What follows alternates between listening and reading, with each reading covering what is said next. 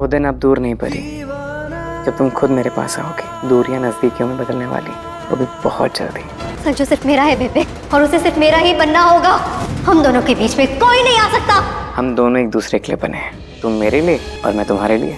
हम दोनों के बीच में कोई नहीं आ सकता, हम दोनों को एक होना ही होगा। राजीव और परी एक होके रहेंगे और हम दोनों को एक होने से कोई भी ताकत नहीं रोक सकती है। मेरी प्रॉब्लम संजू है, उसे किसी भी लड़की के साथ देखूंगी तो वैसा ही फील होगा। प्रॉब्लम पता है आप लोगों की है, आप लोग पार्वती को परी समझते हो, जबकि वो पार्वती ही है। कितना कुछ किया है उसने मेरे लिए, इसलिए उसका कुछ पूरा करना तो दूर, उसके साथ कुछ पूरा करने के बारे में सोच भी नहीं सकती हूँ मैं।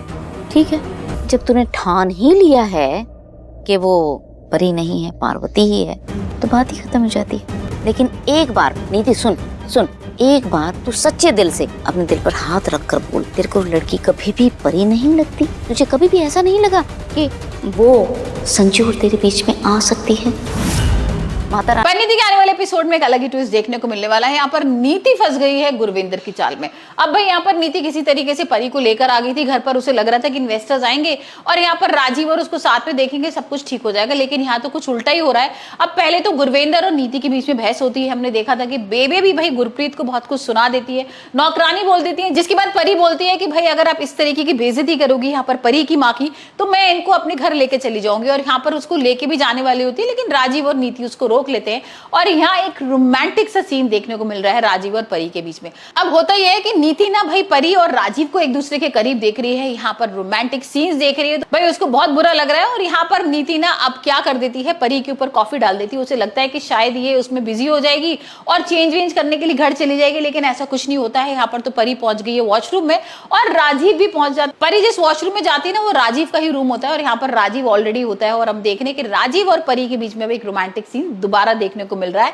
किसी तरीके से भाई जो अंदर का वॉशरूम का दरवाजा होता है बंद हो जाता है और दोनों भाई इस वॉशरूम में बंद हो गए हैं। और वहीं पर भाई राजीव इस बात का फायदा उठाता है और राजीव ने परी के पास आने की कोशिश करता है, लेकिन परी अलग इरिटेट हो रही है कि तुमने मुझे यहाँ पर जानबूझ के बंद कर लिया है और मैं अब जोर से चिल्लाऊंगी, और बहुत ज्यादा गुस्सा कर रही है। वहीं हम देख रहे हैं कि गुरविंदर ने भाई नीति को किसी तरीके से स्टोर रूम में भेज दिया है जहां पर आग लगी हुई है। अब वो तो उसकी जान लेने की कोशिश करना ही चाहती है, लेकिन किसी तरीके से नीति चिल्लाती है जोर जोर से।